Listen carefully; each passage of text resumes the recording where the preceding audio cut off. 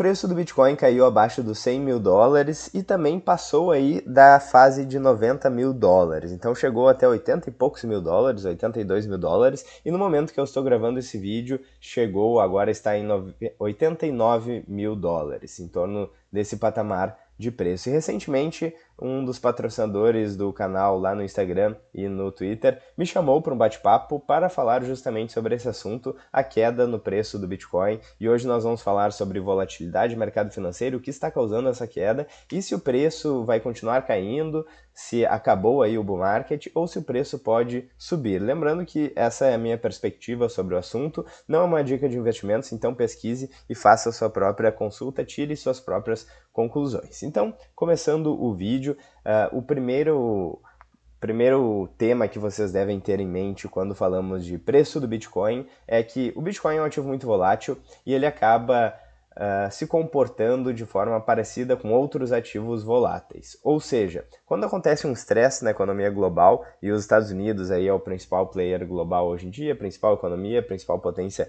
militar e econômica, quando os mercados nos Estados Unidos sofrem uma correção, a gente vê uma correção geralmente ainda mais acentuada em ativos voláteis e o Bitcoin sendo um deles. Então, embora o Bitcoin esteja dissociado do sistema financeiro tradicional, banco, bolsa de valores e por aí vai, pelo fato de ter uma infraestrutura própria, de não depender de bancos, não depender do sistema financeiro tradicional, em termos de precificação, em termos de negociação, ele é negociado como um ativo de alta volatilidade. E quando acontece um estresse no mercado financeiro global, nos Estados Unidos principalmente, acontece um fenômeno que a gente chama no mercado financeiro de flight to quality, ou seja, o voo para a qualidade. Então, todos os investidores migram para os ativos que eles consideram mais seguros, e o fato é que hoje em dia os investidores consideram mais seguros os títulos de dívida dos Estados Unidos, que são cotados em dólar. Então vocês podem observar aí na prática, sempre que o mercado, pelo menos até agora, sempre que o mercado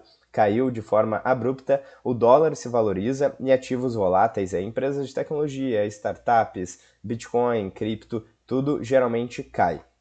Existe inclusive uma correlação muito interessante do Bitcoin com a Nasdaq, que é a bolsa aí de tecnologia dos Estados Unidos, que é basicamente o Bitcoin se comporta de forma muito parecida com o Nasdaq vezes 4, ou seja, Nasdaq com 4 vezes mais volatilidade. Então, a gente está vendo aí o mercado financeiro global com muita volatilidade. A gente vê o S&P 500, que é a bolsa americana, aí oscilando bastante, com o preço caindo, com o preço subindo. A gente vê alguns indicadores aí de curva de juros nos Estados Unidos demonstrando aí talvez uma potencial correção. Então, há muita incerteza no mercado.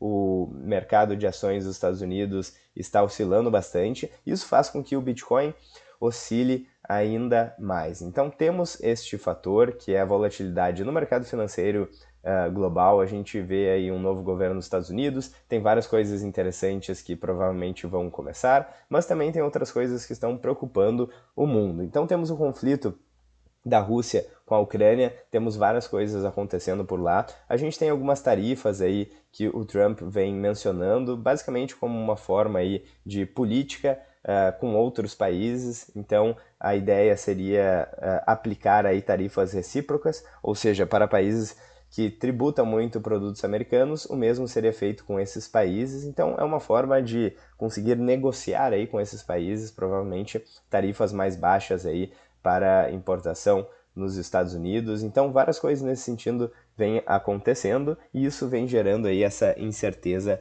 global. Outra coisa que eu vi o Fernando Urrich falando e eu achei interessante é o seguinte: o governo dos Estados Unidos, o Elon Musk e o departamento aí, o DOGE, ele vem fazendo vários esforços para reduzir o tamanho do Estado e cortar gastos governamentais, o que é excelente, o que é muito bom, principalmente no longo prazo.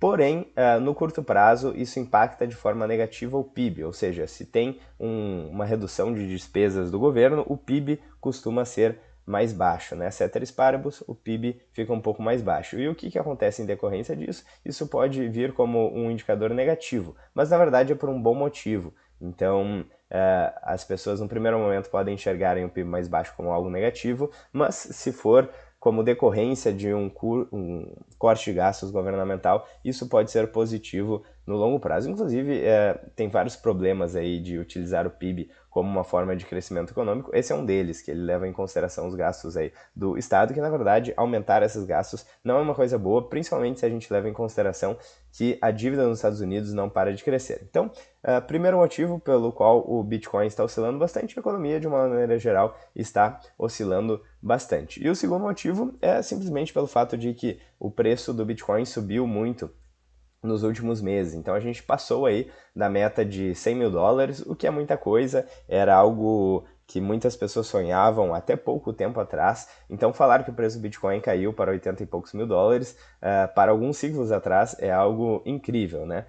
Eu postei já alguns memes de pessoas falando, em algum dia nós diremos aí que o preço do Bitcoin caiu para abaixo dos 100 mil dólares, como se isso fosse uma queda, né? Ficar aí no patamar de preço de 80 e poucos, 90 e poucos mil dólares, e isso está acontecendo agora. Então, de fato, o preço subiu bastante, essa pode ser uma correção que é inclusive saudável, quando a gente tem uma queda muito alta ou uma subida muito alta, geralmente isso sucede em movimentos muito abruptos. Então, ter correções para que o preço suba de forma mais constante, mais amena, pode ser interessante aí, para alguns investidores. Então esse é basicamente o segundo ponto, na minha opinião, volatilidade nos mercados e uma pequena correção aí no preço do Bitcoin. Então, se eu tivesse que chutar, eu diria que o bull run aí do Bitcoin ainda não acabou, e pode continuar por mais algum tempo. Se a gente observar, inclusive, indicadores como o Fear and Greed Index, né, um indicador de medo e ganância do mercado,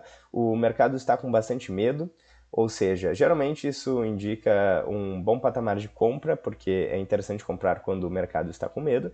E se a gente analisar também o múltiplo de Mayer, né, uma média móvel ali, a gente vê que está em um patamar abaixo da média. Então, geralmente, um patamar abaixo da média pode ser interessante para novos aportes. Então, dito tudo isso, nós abordamos aí os principais motivos pelo qual o preço do Bitcoin pode estar caindo, lembrando que isso não é uma dica de investimentos.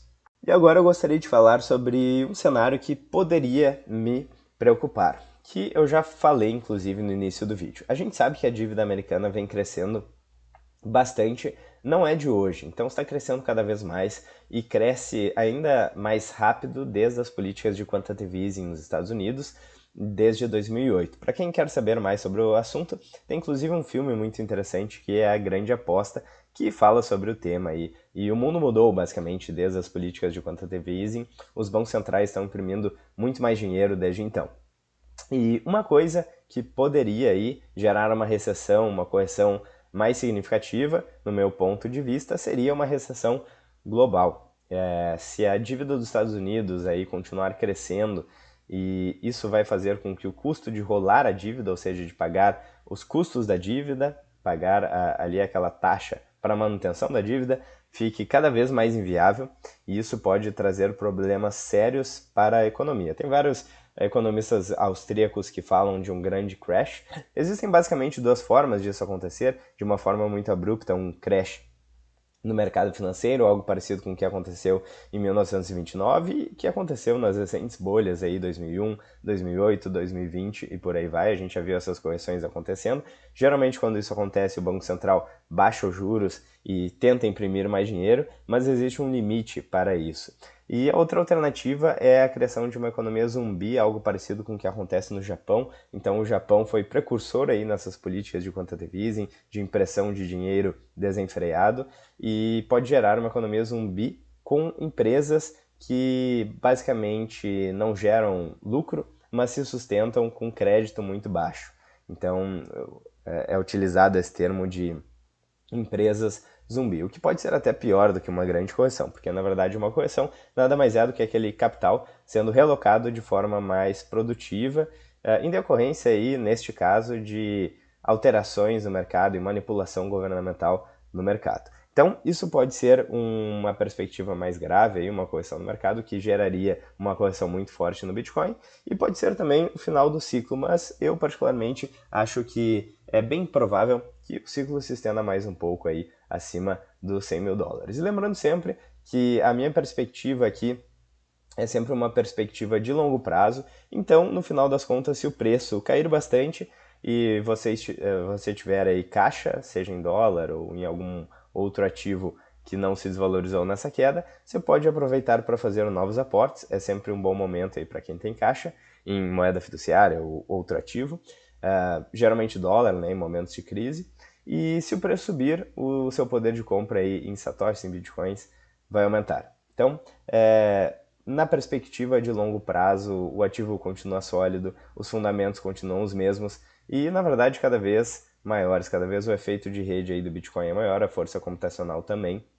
Cada vez mais pessoas conhecem, adotam o Bitcoin, cada vez mais empresas e até países hoje em dia estão adotando o Bitcoin como uma reserva de valor, como uma moeda, como uma forma aí de transacionar altas quantias de dinheiro. É a propriedade mais privada aí que já foi inventada. Então, esse é o cenário. Espero que vocês tenham gostado. Se vocês gostaram, então, lembrem-se de deixar o like, inscrever-se no canal e vejo vocês amanhã no próximo vídeo. Deixem nos comentários qual é a percepção de vocês também sobre esse cenário. Vou ficando por aqui, um grande abraço e até mais.